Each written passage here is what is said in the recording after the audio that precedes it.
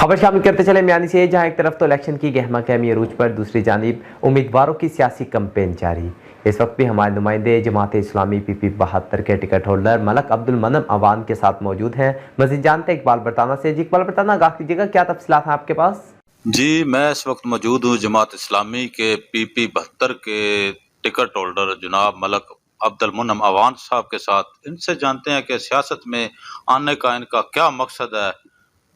जी मलक साहब, ये बताएं कि आपका तारफ, आपकी ज़बानी लोग जानना चाहते हैं कि आप किस तरह जमात इस्लामी में शामिल हुए।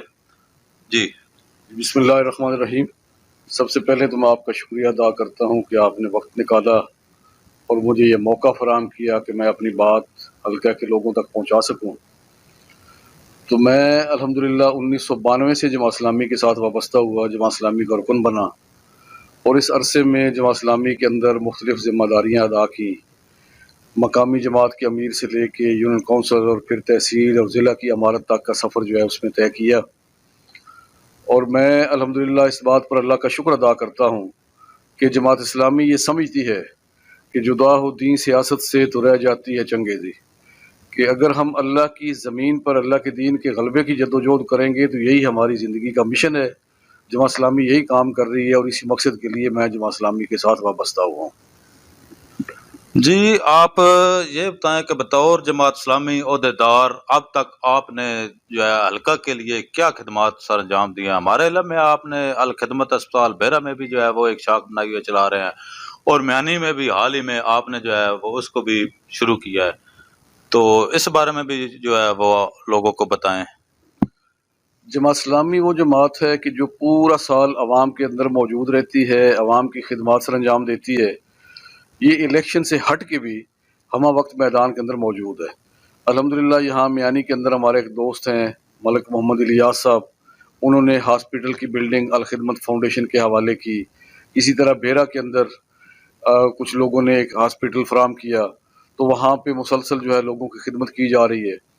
कोरोना के दौरान, सैलाब के दौरान जमात इस्लामी ने बड़े पैमाने पर लोगों को रिलीफ पहुँचाया। तो हम ये चाहते हैं कि जो जमात लोगों की अमानतों के अंदर इस हद तक एहतियात करती है कि जो लोग उसके पास अमानतें रखते हैं तो उन तक वो ठीक तरीके से पहुंचाती है। अगर इस जमात के पास हुकूमत आए तो ये पूरा ख़जाना, पूरा बैतुल माल और हुकूमत का पूरे जो वसाइल हैं ये लोगों की फलाह बहबूद पर खर्च करेंगे। इसीलिए हम सियासत करते हैं और हम इसको अल्लाह की रज़ा का ज़रिया समझते हैं। अच्छा मलिक साहब, इस वक्त जो महंगाई का दौर रहा है, इससे आम आदमी मजदूर से लेकर मिडिल क्लास तक जो है वो बहुत ज्यादा परेशान है। दो वक्त की रोटी जो है वो खाना बहुत मुश्किल हो गया है। इस बारे में आपके क्या तासरात हैं? PDM का जो हालिया निज़ाम चल रहा है।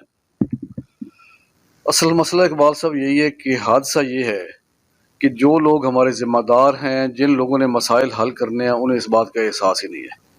अब आप देखें कि पूरी दुनिया के अंदर शायद कहीं 85 रुकनी काबीना मौजूद नहीं होगी, लेकिन इन्होंने अपने लोगों को अकोमोडेट करने के लिए, यानी मुल्क दिवालिया होने के करीब है और ये अब भी नई मर्सिडीज मंगवा रहे हैं वहाँ पे। इसी तरह खान साहब का मामला भी देख लें कि यानी दोनों तरफ अपनी ज़ात की और मफादात की जंग है, मुल्क और अवाम का किसी को कोई ख्याल नहीं है। अब आप देखें कि अगर खान साहब 8 सीटों पर इलेक्शन लड़ते हैं तो उसका फ़ायदा क्या है? पहले वो कौमी असम्बली के मेंबर हैं, फिर 8 ज़िमनी इलेक्शन के अंदर हिस्सा ले रहे हैं, फिर जीत के फिर वो इस्तीफे देंगे, फिर इलेक्शन लड़ेंगे। तो इसके अंदर नुकसान किसका हो रहा है? मुल्क का हो रहा है, कौम का हो रहा है। पूरी दुनिया के अंदर कौम तमाशा बन गई है। तो हम यही चाहते हैं कि ये आपस में भी कुछ थोड़ा सा लचक का मुजाहरा करें, कोई मिल बैठ के तो इस मुल्क और अवाम की फ़िक्र करें। और जमात इस्लामी ये समझती है कि इस वक्त जितने लोग जो पेट्रोल की मद में सिर्फ इनको फ्री पेट्रोल की सहूलत दी गई है, वज़रा, मिनिस्टर्स, ब्यूरोक्रेट्स, जजेस, जर्नल्स, अगर सिर्फ इस पे कंट्रोल कर लिया जाए तो 300 अरब रुपए सालाना की बचत हो सकती है। लेकिन ये अपने अल्ले तल्ले ख़त्म करने के लिए तैयार नहीं है और जितना बोझ है वो सारा का सारा आवाम पर मुंतकिल किया जा रहा है। अभी आपने सुना होगा कि हालिया दिनों में जो गैस का मीटर का भी रेंट बढ़ा दिया है, उसको 500 रुपये कर दिया है, जो पहले बिल्कुल बराए नाम था 40 या 50 रुपए था। तो यानी अवाम की कहीं पे फिक्र नहीं है। तो जमात इस्लामी मैदान के अंदर इसलिए मौजूद है कि हम अवाम की फलाह बहबूद के लिए इस मुल्क के अंदर काम करें। जी, आपकी बात ठीक है कि हुकूमत को जो है अपनी अजाशियों की पड़ी है। अब गैस का जो है स्लैब बढ़ा दिया गया है, बिजली को बढ़ा दिया गया है। عوام کا بالکل ہی ان کو خیال نہیں ہے۔ اچھا یہ بتائیں، حلقہ پی پی 72 بہت بڑا حلقہ ہے اور آپ سے جو ہے وہ پرانے بھی عہدیدار ہوں گے، کام کرنے والے بھی ہوں گے، جماعت اسلامی کا آپ پر یہ اعتماد کیوں ہے؟ آپ کو یہ ٹکٹ کیوں دیا گیا ہے؟ جماعت اسلامی کے اندر جو ہے نا معیار کسی کا پیسہ، کسی کا سرمایہ، کسی کی جاگیرداری وہ نہیں ہے۔ جماعت اسلامی اپنے افراد کے اندر دیکھتی ہے کہ جو فرد عوام کے ساتھ رابطے میں ہے، جس کی جماعت اسلامی کے ساتھ کمٹمنٹ ہے، اور الحمدللہ یہی وجہ ہے کہ جماعت اسلامی میں آج تک کوئی کرپشن نہیں ہے، جماعت اسلامی کے اندر آج تک کوئی لوٹا کریسی نہیں ہے۔ تو میں یہ سمجھتا ہوں کہ میرے لیے یہ اعزاز ہے کہ محترم سراج الحق صاحب نے مجھے اس قابل سمجھا کہ میں اس حلقے کے اندر ان کی نمائندگی کر سکوں، اور میں یہ کہنا بھی چاہوں گا کہ اس حلقے میں میرے مقابلے میں جو امیدوار ہیں وہ بڑے بڑے سرمایہ دار بھی ہیں، بڑے جاگیردار بھی ہیں، ان کے مقابلے میں شاید دنیاوی اور معاشی اعتبار سے میری کوئی حیثیت نہ ہو، اور میں ان کی کردار کشی بھی نہیں کرنا چاہتا، میں سمجھتا ہوں کہ وہ اچھے لوگ ہیں، لیکن جب ہم جماعتوں کا موازنہ کرتے ہیں تو ہم اس سے پہلے پیپلز پارٹی کا دور بھی، نون لیگ کا دور بھی، پی ٹی آئی کا دور بھی، اور اب یہ موجودہ پی ڈی ایم کا دور یہ دیکھ چکے ہیں، اور یہ ہم سمجھتے ہیں کہ ان کے پاس اس ملک کے مسائل کا کوئی حل نہیں ہے۔ اس لیے ہم تو یہی کہتے ہیں کہ قوم بھی اب اس بات پہ آ جائے کہ حل صرف جماعت اسلامی، اس کے علاوہ اس ملک کے مسائل کا کوئی حل نہیں ہے۔ یہ جو اب خان صاحب پی ٹی آئی کے ٹکٹ دے رہے ہیں امیدوار کو، پھر واپس لے رہے ہیں، نورا کشتی چلی ہے، اس بارے میں آپ کا کیا موقف ہے؟ آپ اس کو کیا سمجھتے ہیں؟ یہ کیا بندر بانٹ کا سلسلہ چل رہا ہے؟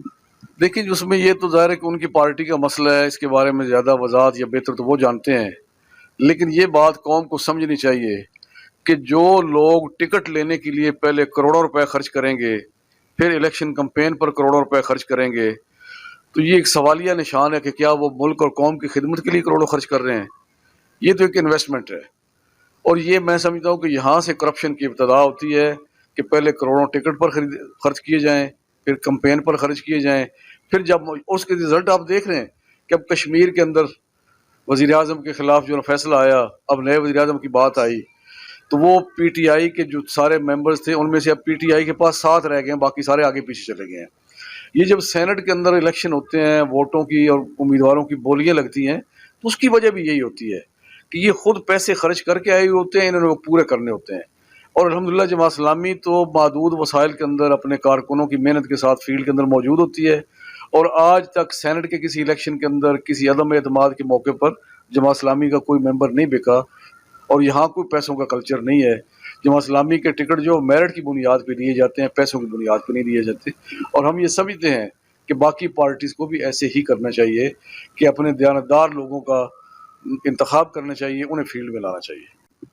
جی آپ کی بات ٹھیک ہے، جماعت اسلامی کا ایک اپنا معیار ہے، اپنا موٹو ہے، اور ہمیشہ جو ہے وہ غریب عوام کی بات کی ہے۔ تو ایک سوال ذہن میں آتا ہے کہ لوگ جماعت اسلامی سے آفات، سیلاب ہو، جو ہے اپنا کہہ تو پانی کا مسئلہ ہو، صحت کے معاملے میں، ہر شعبے میں تعاون تو چاہتی ہے، لیکن ووٹ جو ہے وہ جماعت اسلامی کو کیوں نہیں دیتی؟ اس کی کیا وجہ ہے؟ اسلام کو ووٹ دینا جو ہے وہ لوگ بہت کم جو ہے وہ جاتے ہیں، اس بارے میں آپ کی کیا رائے ہے؟ جی اب آپ کا سوال بڑا زبردست ہے، لیکن ہم بھی یہی سوال قوم سے کرتے ہیں کہ جب قوم ہم سے یہ چاہتی ہے کہ اب میرے پاس ہر روز نہیں تو ہفتے میں ایک آدھ فون آ جاتا ہے جی کہ ہمارا مریض فلاں جگہ پہ ہے، ہمیں اس کے لیے بلڈ کی ضرورت ہے، ہمارا بچہ ہے، اس کی تعلیم کا مسئلہ ہے، اس کے لیے اس کے پاس وسائل نہیں ہے، اور ہم انشاءاللہ اس کے ساتھ مدد بھی کرتے ہیں، اکاموڈیٹ بھی کرتے ہیں۔ اب یتیموں کی کفالت کے حوالے سے جماعت اسلامی نے پورے ملک کے اندر بہترین نیٹ ورک ہے، اس لیے یہ سوال تو ہمارا قوم سے بنتا ہے کہ جب ہم آپ کی خدمت کر رہے ہیں تو پھر آپ ہم پر اس حوالے سے اعتماد کیوں نہیں کرتے؟ اور یہی سوال پچھلے دنوں ایک صحافی نے ہمارے امیر سراج الحق صاحب سے بھی کیا، تو انہوں نے بڑا دلچسپ جواب دیا۔ انہوں نے کہا کہ ہماری یہ قوم جو ہے نا، نوٹ کی اہمیت اور قیمت کو سمجھتی ہے، اور اس کے بارے میں اس کا یہ احساس ہے کہ یہ دیانتدار بندے کو دینی چاہیے، اس لیے وہ جماعت اسلامی پر اعتماد کرتے ہیں۔ لیکن ابھی یہ قوم ووٹ کی اہمیت کو نہیں سمجھ رہی، اس کے بارے میں ہم لوگ یہ کہتے ہیں ٹھیک ہے جی پرچی ہے جس نے دے چڑی، تو یہ پرچی نہیں ہے، بلکہ اسی پرچی کے صحیح استعمال پر جو ہے اس ملک کی ترقی کا انحصار ہے، اور ہم یہ قوم سے اپیل کرتے ہیں کہ جس طرح وہ نوٹ کو اہمیت دیتے ہیں، اس کو قیمتی سمجھتے ہیں، اپنی جائیداد کو، اپنے گھر بار کو، کاروبار کو اہمیت دیتے ہیں، اسی طرح ووٹ کو بھی اہمیت دیں۔ تو جب یہ بات قوم سمجھ جائے گی تو انشاءاللہ العزیز پھر ووٹ بھی دے گی۔ ابھی آپ نے کراچی کے اندر دیکھا کہ کراچی کے اندر ایک لہر آئی ہے، اور الحمدللہ تمام حکومتی وسائل، ان کی دھاندلی، ان کی بدماشیوں کے باوجود جماعت اسلامی وہاں پہ جیتی ہے، اور انشاءاللہ جماعت اسلامی کا میئر وہاں پہ بنے گا، اور ہم توقع رکھتے ہیں کہ اب پورے ملک کے اندر بھی یہ لہر چلے گی، اور انشاءاللہ اس ملک کے اندر ایک حقیقی تبدیلی آئے گی۔ جی بالکل، یہ بات تو آپ کی ٹھیک ہے۔ جب بندہ جو ہے بازار سے سودا لینے جاتا ہے، سبزی فروٹ، تو کئی ریڑیاں، کئی دکانیں جو ہے وہ پھرتا ہے، ادھر سے وہ چیک کر کے لیتا ہے۔ لیکن جب ووٹ کی باری آتی ہے تو ہم اپنے ذاتی مفاد دیکھتے ہیں، ملکی حالات نہیں دیکھتے، ملکی معاملات نہیں دیکھتے، تو ہم اپنے ذاتی مفاد کی خاطر ووٹ دے دیتے ہیں، بعد میں پھر پچھتانا پڑتا ہے۔ تو آپ کا جو ہے، ہمارا علاقہ جو ہے PP 72 ہے، اس میں آپ کا مقابلہ جاگیردارانہ نظام سے ہے، موروثی سیاست سے ہے۔ اس بارے میں آپ جو ہے وہ کس حد تک ان کا مقابلہ کر سکتے ہیں؟ آپ کس حد تک ذہنی طور پر تیار ہیں؟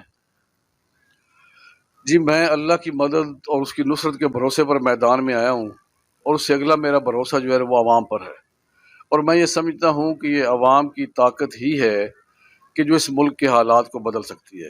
اور آپ اس وقت دیکھیں کہ ہمارے علاقے کے اندر بھی اور صوبے کے اندر بھی تعلیمی اداروں کی حالت خستہ ہے، وہاں پہ سٹاف پورا نہیں ہے، سہولیات کی کمی ہے۔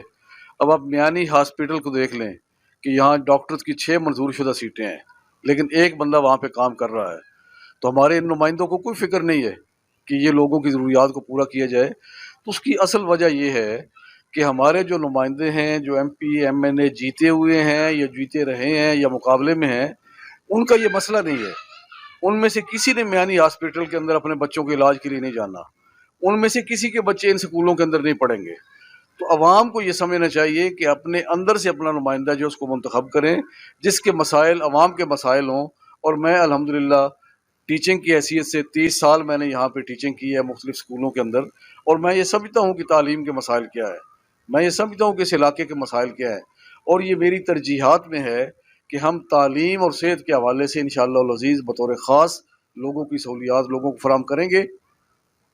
تعلیمی میدان کے اندر ہم جو ہے سیاسی مداخلت کا خاتمہ کریں گے، اور تعلیمی بہتری کے لیے ہم کام کریں گے۔ ٹیچر کو معاشرے کے اندر ایک باعزت مقام انشاءاللہ دلوائیں گے۔ جی تو جب عوام یہ طے کر لیں گے کہ انہوں نے اپنا نمائندہ کسی اپنے سے بڑے کو منتخب نہیں کرنا، اپنے اندر سے کرنا ہے، تو پھر یہ انشاءاللہ لوگ اس کے لیے اٹھیں گے۔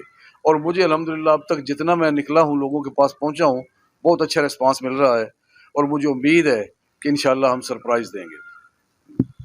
اچھا، تو اللہ کرے آپ کامیاب ہو جائیں PP 72 سے، تو سب سے پہلے آپ کے ذہن میں کیا ترجیح ہونی چاہیے کہ عوام کی فلاح کے لیے سب سے پہلے کیا کام ہونا ضروری ہے؟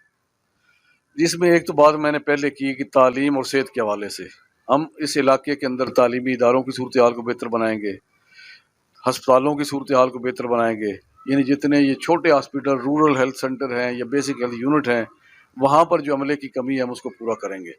اس کے علاوہ ہمارے علاقے کا بہت بڑا مسئلہ ہے امن و امان کی صورتحال۔ تو ہمارے سابقہ حکومتوں نے بھی اور سیاستدانوں نے بھی یہ تھانہ اور پٹواری کا جو کلچر ہے، اس کو لوگوں پر مسلط کیا ہوا ہے اور لوگوں کو خوف زدہ کیا ہوا ہے۔ ہم انشاءاللہ العزیز اس خوف سے لوگوں کو آزاد کروائیں گے، امن و امان کی صورتحال کو بہتر کرنے میں اپنا کردار ادا کریں گے۔ اور پاکستان ایک زرعی ملک ہے، اس وقت پاکستان کی زراعت تباہی سے دوچار ہے، کسان تباہ حال ہے۔ تو ہم انشاءاللہ ایسی پالیسیاں لے کے آئیں گے کہ جو زراعت کو فروغ دینے والی ہوگی، جو کسانوں کو خوشحال کرے گی، اور کسانوں کی خوشحالی ہی کے اندر ملک کی خوشحالی مضمر ہے۔ اس لیے امن و امان کی صورتحال کے اندر بہتری، کسانوں کی صورتحال کے اندر بہتری، تعلیمی اداروں ہسپتالوں کی صورتحال میں بہتری، یہ میری ترجیحات ہوں گی انشاءاللہ۔ اب الیکشن کے بارے میں آپ کی کیا رائے ہے کہ الیکشن ہوں گے بھی یا نہیں ہوں گے، یا ویسے ہی عوام کو جو ہے وہ بس اس زلزل میں ڈالا ہوا ہے؟ جی اس کے بارے میں تو ظاہر ہے کہ یہ اب ادارے جانتے ہیں کہ وہ کیا کس پوزیشن میں ہیں، لیکن بظاہر جو ایک بے یقینی کی کیفیت ہے، تو آج 27 تاریخ ہے، آج کا سپریم کورٹ نے کچھ فیصلہ بھی دی کی تاریخ بھی دی ہوئی ہے، تو دیکھتے ہیں کیا ہوتا ہے۔ لیکن یہ بات طے شدہ ہے کہ الیکشن ہی اس ملک کے مسائل کا حل ہے۔ الیکشن تو ہونے ہیں، جلد ہوں یا بدیر ہوں، اور اگر خدا نخواستہ الیکشن کے اندر رکاوٹ ڈالی گئی تو پھر یہ ملک اس بات کا متحمل نہیں ہو سکتا۔ ہم یہ مطالبہ بھی کرتے ہیں اور یہ سمجھتے ہیں کہ الیکشن کے ذریعے اس ملک کے اندر پرامن تبدیلی کا عمل جو ہے وہ تسلسل کے ساتھ جاری رہنا چاہیے، اور اسی کے نتیجے کے اندر ملک آگے کی طرف بڑھے گا اور ترقی کرے گا۔ جی انشاءاللہ یہ تھے میرے ساتھ ملک عبد المنعم اوان صاحب، جن سے ان کی سیاسی زندگی کے متعلق بات چیت ہو رہی تھی۔ اللہ تعالیٰ کرے ہمارے جو ہے نا وہی امیدوار کامیاب ہوں جو عوام کا دکھ درد دل میں رکھتے ہیں۔